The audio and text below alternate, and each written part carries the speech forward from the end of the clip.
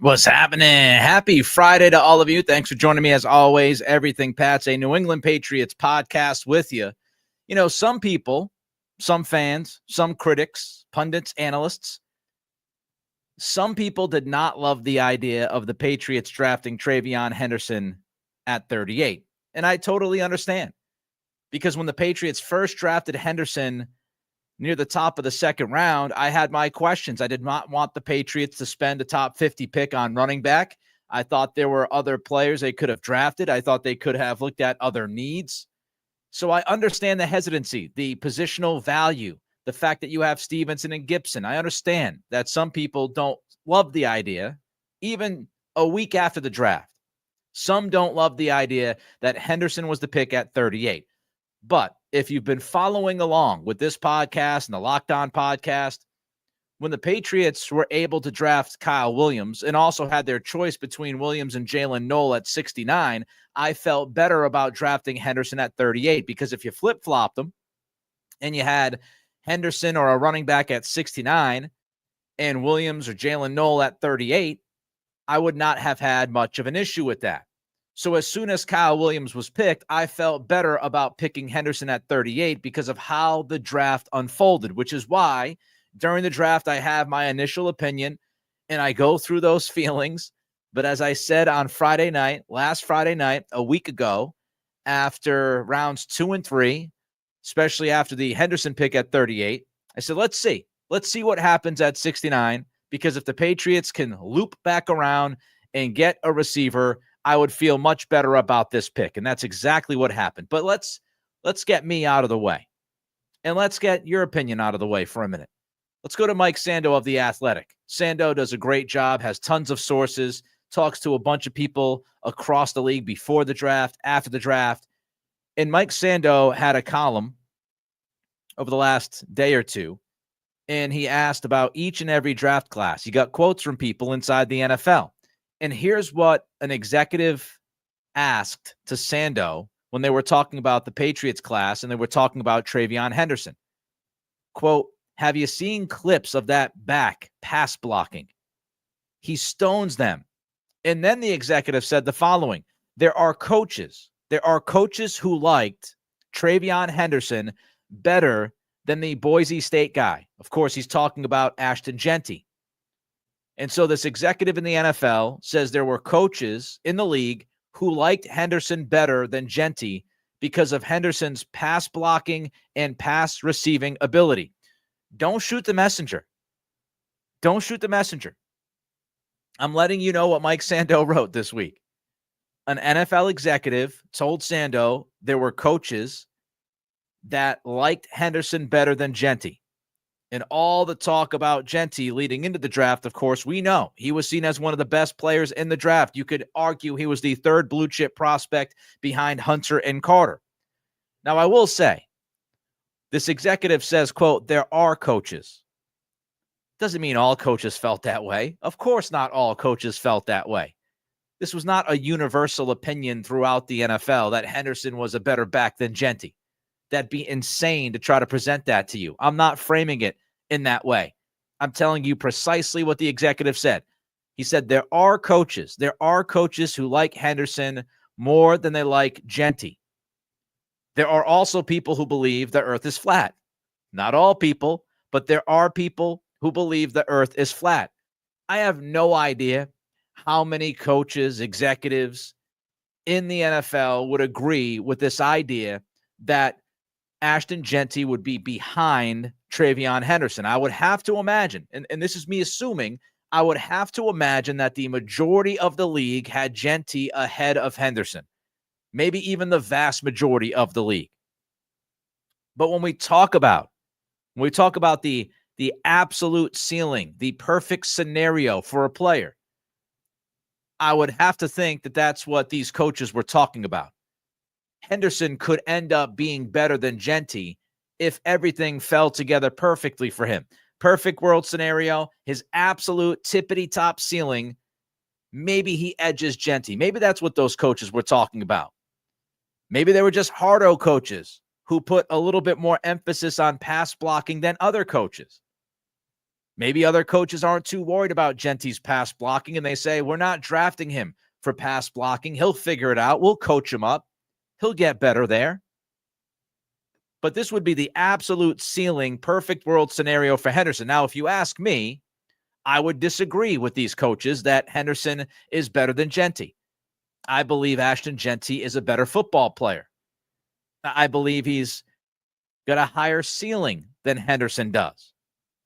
But I don't think that matters, because I don't think a lot of Patriots fans are walking into 2025 thinking that Henderson is going to be better than Jeanty. I don't think a lot of people would make that assumption. I don't think a lot of people would expect that from TreVeyon Henderson. What I believe is, if Henderson gives you 80% of what Jeanty gives to the Vegas Raiders, if you get 80% of Jeanty out of Henderson and you picked Henderson at 38, that's a huge win for the Patriots. If you can get 80% of that back at 38 instead of drafting him at 6, you weigh those percentages. 80% of Jeanty to me is worth the 38th pick overall, because I expect Jeanty to be a Pro Bowl running back. I expect Jeanty to be one of the best running backs in football within the next year or two. You don't need Henderson to be better than Jeanty if you're the Patriots. Fans don't need Henderson to be better than Jeanty. Now, if he ends up being better than Jeanty, then let's throw a parade. What a freaking pick at 38. But you don't need that, right? You don't necessarily need TreVeyon Henderson to be better than Jeanty. You just need Henderson to be representative. You need Henderson to be good enough to justify picking him at 38. And if he gives you 80% of what Jeanty gives you production-wise, then he absolutely was worth the 38th pick in the draft. So that's the difference. I don't think many of us expect or anticipate Henderson to be better than Jeanty. I don't think that's the litmus test. If Henderson proves himself to be really good, that's good enough for me. And I would have to imagine it's good enough for most of you. Now, I have more thoughts on this, more thoughts on TreVeyon Henderson. I want to look at one of the comps that people have thrown out when looking at Henderson's game. I want to go through the comp, and I want to tell you what that comparison, what that comp player did in his rookie season. I want to get to that in a lot more. But first, don't forget to help us. Click that thumbs up button as you watch us on the live stream on YouTube. More likes, more eyeballs. You know the spiel. Trying to take advantage of that algorithm. We do that by you liking this podcast. Every single like matters. Try to get to 250. Try to get to 300 likes. Maybe beat 300 likes. Don't forget to like this channel as you watch. Don't forget to throw a comment in. Burley Sullivan jumps in and says Henderson won't get as much PT as Jeanty. I'll get into that in just a couple of minutes, Burley. That is part of the conversation. That is absolutely part of the conversation when we compare these two backs. So I'll get into that in a minute. But don't forget to like, don't forget to comment, and don't forget to subscribe. This is going to be a very tough road over the next couple of months before we get to mandatory minicamp, and then we get to camp. A little bit of a slow roll. So everything counts moving forward over the next couple of months to build momentum with this channel, with this podcast. Like, comment, subscribe. Trying to hit 7,000 subscribers by the time we get to mandatory minicamp, which is June 9th. Just over a month away. Can we get to 7K? Like, comment, subscribe. Spotify, Apple Pods, friends. Thank you for following along. Don't forget to rate and review. All right, before I get some more thoughts on TreVeyon Henderson, Backyard Cyclist, $20 super chat. Thank you, Backyard. Hello, Nick. I caught you live. T-minus 21 days and a wake-up. House sold, driving to San Antonio, Texas. Finally, it's been a journey, an eye on the prize every step of the way. Cheers. Cheers to you, Backyard. I have moved a lot in my life, a lot. I would venture to guess I've moved between 15 and 20 times in my life. A lot of that was when I was younger and we were moving within the same town, within the same state. But I've had to move at about 20 times in my life. So I've been through it. I have been through it. And it's no fun. So I'm glad that you're all set. You got the house sold. You're on your way to San Antonio, Texas. Safe travels, my friend. And thank you for the support as always. Thank you for the 20 via that super chat. All right, let's get back to TreVeyon Henderson. One of the comps that's been thrown around, and Evan Lazar has thrown this comp out there a few times, is Jahmyr Gibbs of the Lions. Now, of course, remember, Gibbs, a lot of people thought he was going to be drafted mid to late first round. He ended up going in the top half of the draft. I think it was 12th to Detroit, somewhere in that range. And that was higher than people expected. People were surprised, especially given the fact that Detroit had added David Montgomery. I don't know how many people thought that Gibbs was going to be the pick in the top 15, but there he was. He was the pick. And so let's look back at Jahmyr Gibbs' rookie season with the Lions. Gibbs ran the football 182 times. He had 945 yards. So he was 55 yards short of 1,000 yards in his rookie season. Gibbs had 10 touchdowns. That's a pretty unbelievable number, given the fact that he only had 182 carries, and it was his rookie season. 10 touchdowns for Gibbs in his rookie year in Detroit. And he also made a big difference catching the football. 52 catches. Now, he didn't have a ton of yards per catch. His average wasn't spectacular. He had 52 catches for 316 yards. But he had another touchdown as well. So Gibbs in his rookie season, who has been compared to TreVeyon Henderson a decent amount, Gibbs had almost 1,000 yards rushing and had over 50 catches for the Lions. And when we look at Gibbs, we have to understand in a similar way when we look at TreVeyon Henderson that, yes, his position is running back, but he's not just a running back. Henderson is not just a running back. That's not all he's going to do. There are a number of different things that he brings to this offense, a different dynamic. The explosiveness that TreVeyon Henderson can bring to this offense is completely different than what we have seen from a lot of backs in Patriots history. He's much more explosive than Ramondre Stevenson. He's more explosive than Gibson. He's more explosive than guys like Kevin Falk and Shane Vereen and James White. He's more explosive than Danny Woodhead and Rex Burkhead. So when we think about third down backs, we think about the receiving back role, the quote-unquote speed running back.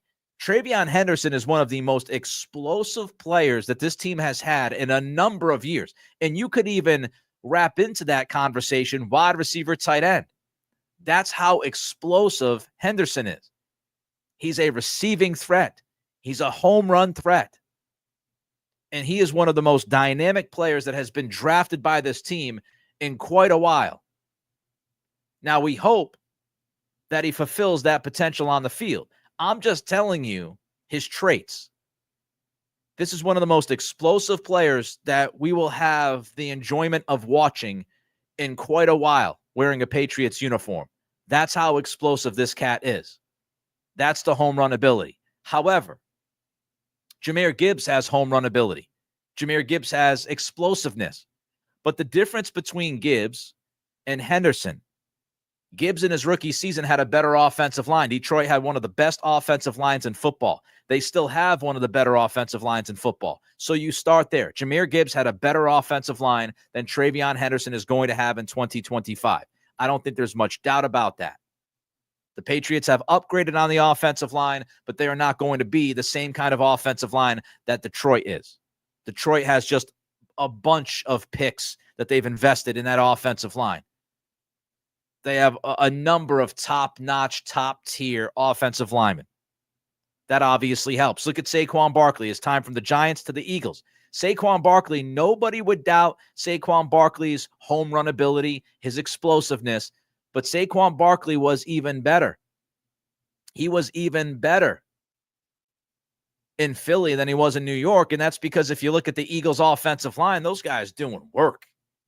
So the offensive line matters, and Gibbs' offensive line in Detroit better than what Henderson will have this year.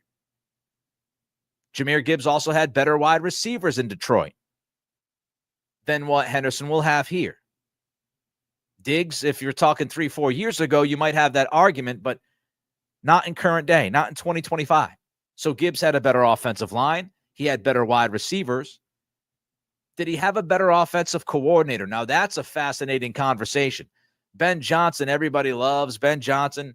And now he's in Chicago. We see what he'll do with that offense with all the weapons that they have gathered in Chicago with the Bears. But if you compared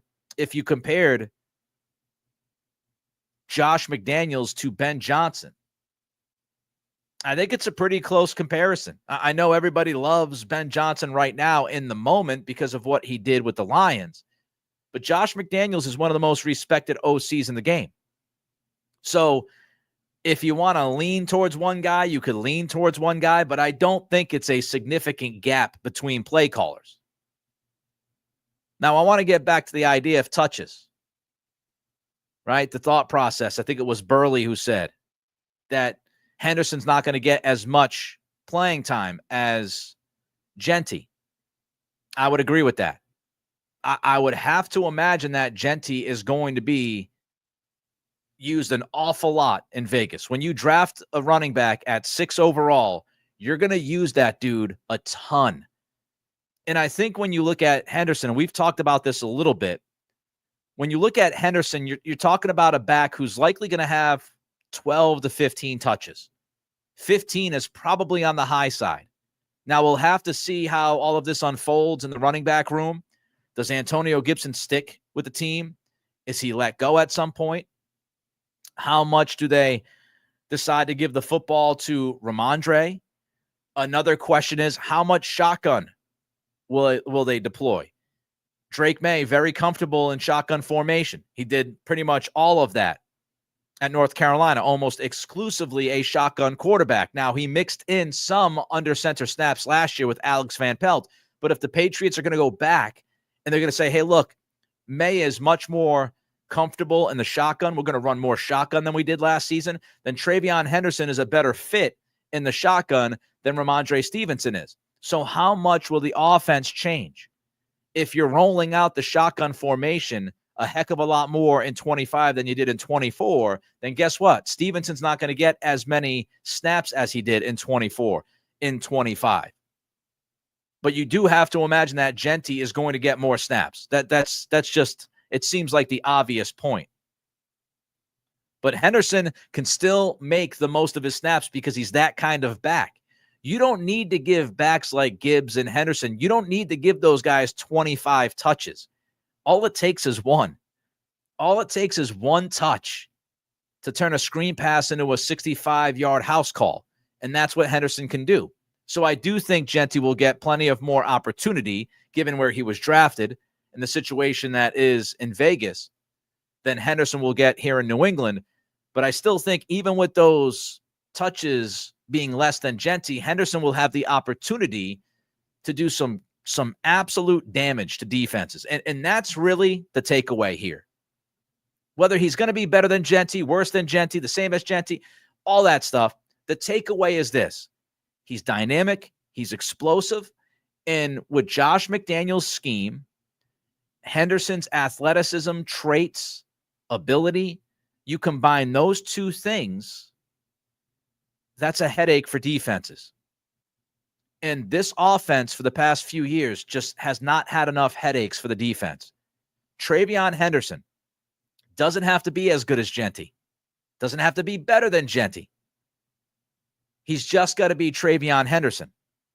And with McDaniels running this offense, just being himself, that will cause a lot of problems for defenses across the league. Defenses will have to game plan for TreVeyon Henderson when he's in the game. And that means so much to an offense. It means so much to a quarterback. That's the most vital piece to this entire conversation. All right, let's continue with the draft talk. Tom Curran at NBC Sports Boston. He has said over the past week, and I love this point by Tom, and I think that this is a very smart way to look at the draft grades that are thrown out there. As Tommy Curran has said, draft grades are about the execution of the draft. It's not necessarily you're giving an A or an A+ because you think all of those picks are going to be home runs at the NFL level. It's the execution of the draft. It's where you got guys. Did you reach for certain players? Did you manipulate the board in the right way? Did you get ahead of runs? And that's really the truth. When I'm giving out my draft grade at Locked On, this past Monday's episode, I'm looking at those specific areas. Did they get in front of a run? Did they manipulate the board like they did and still get Jared Wilson at 95? How many times did they reach? How many times did they get guys that the consensus would say were quote unquote steals? It's more about the operation and execution of the draft than it is about the actual players and what they're going to be 3 years from now. I have no idea. You have no idea if any of this is going to work out. Mike Vrabel doesn't even have an idea if this draft is going to be truly a home run 750, 800 days from now. He doesn't even know. However, it's not just me and Tom Curran and other podcasters and members of the media. It's not just us. It's not just fans loving what the Patriots did in this draft. And I think that's more important than anything else, because we've talked about this draft a lot. We will continue to talk about this draft moving forward. But as more time has gone, we're now more than a week since the first round, which is crazy. It's already been 8 days since Will Campbell was drafted. But with more time, we get more info and we get more reporting. And reporters are out there and they're talking to their sources across the league. And so as time goes on, we get a better feel for how the NFL looks at each and every draft class. I mentioned Mike Sando had his column in The Athletic. Doug Kyde came out with something in the Boston Herald. And here's what Kyde wrote about the reaction within the NFL, the reaction in the NFL about what the Patriots did. Here's Kyde, quote, "I thought they did a really nice job. Should be able to get early contributions from a lot of them," an AFC South scout said. Quote, "Farmer and Swinson on day 3 were great values," unquote. An NFC West executive added, quote, "I thought they had a very strong draft all the way through," unquote. An AFC analytics executive ranked it top 10 across the NFL. Here's what that analytics exec said. "I think it's a really, really solid class. They filled a lot of holes with guys I liked.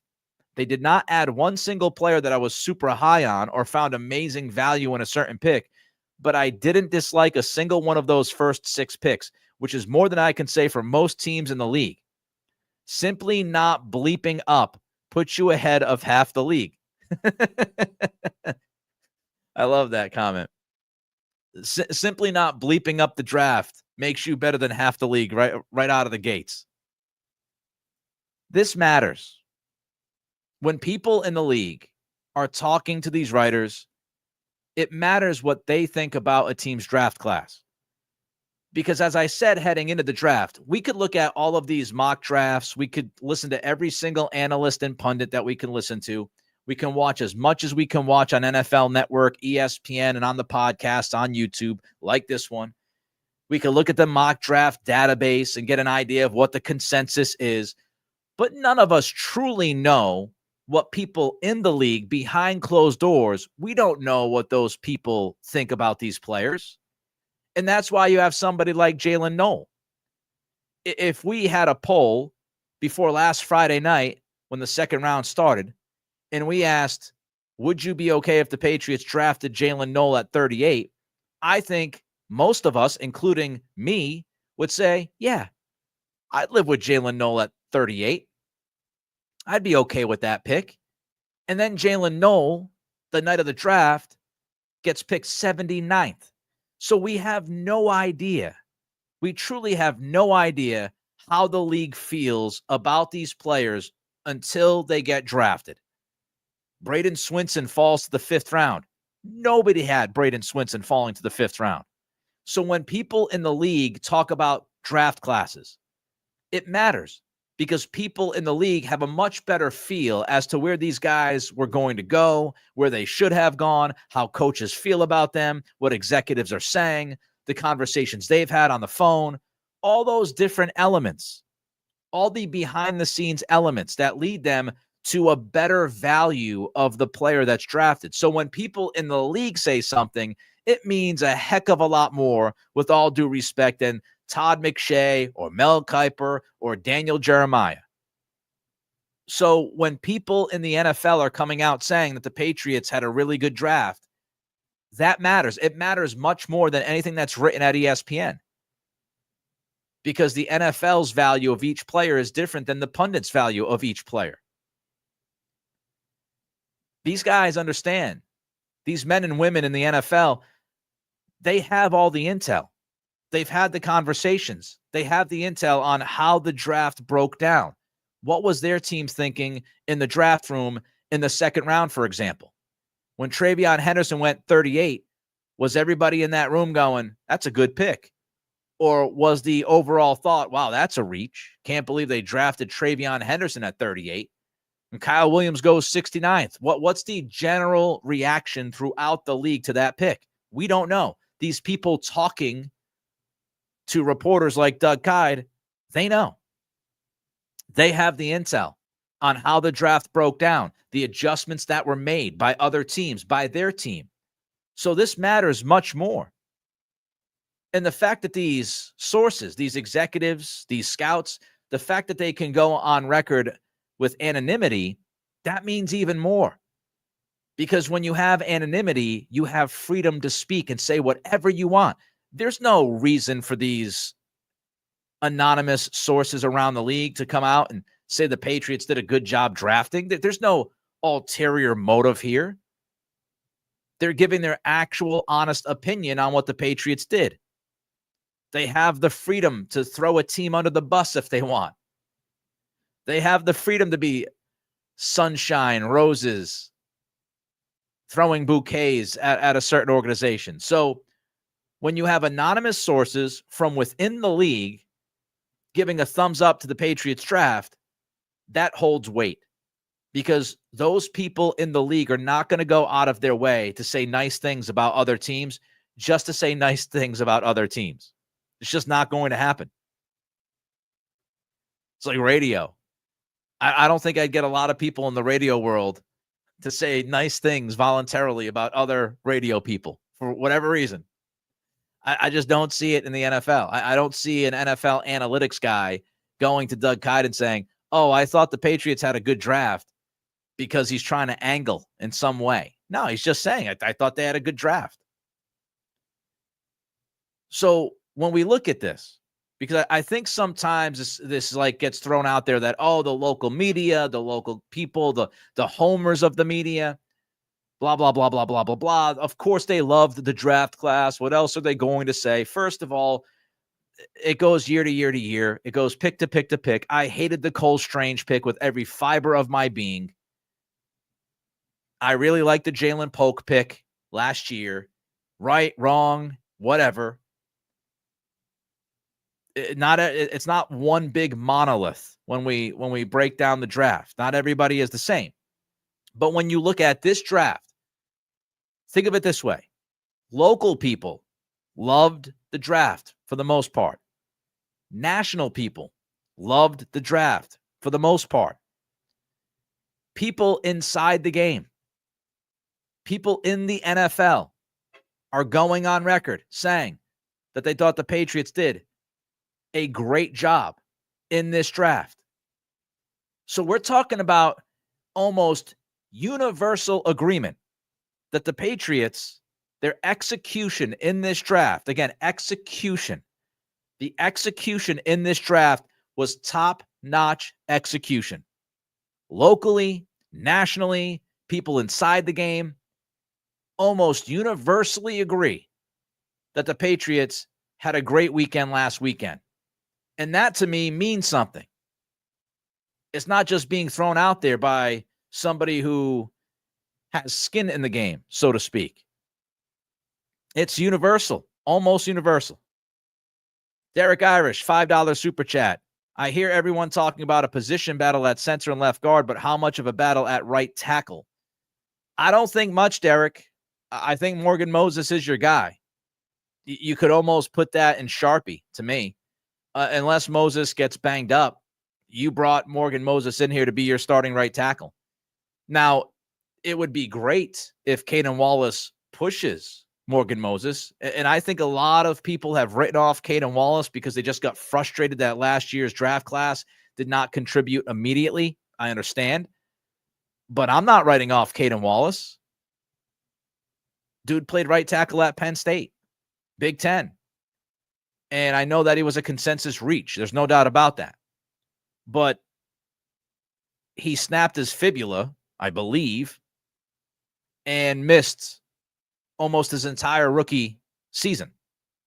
So I don't know what Caden Wallace is at the NFL level. I want to see him get a full camp. I want to see him get a full preseason. I want to see him get a couple of joint practices under his belt. And then we'll see. If Caden Wallace pushes Morgan Moses, that's a great sign for the Patriots.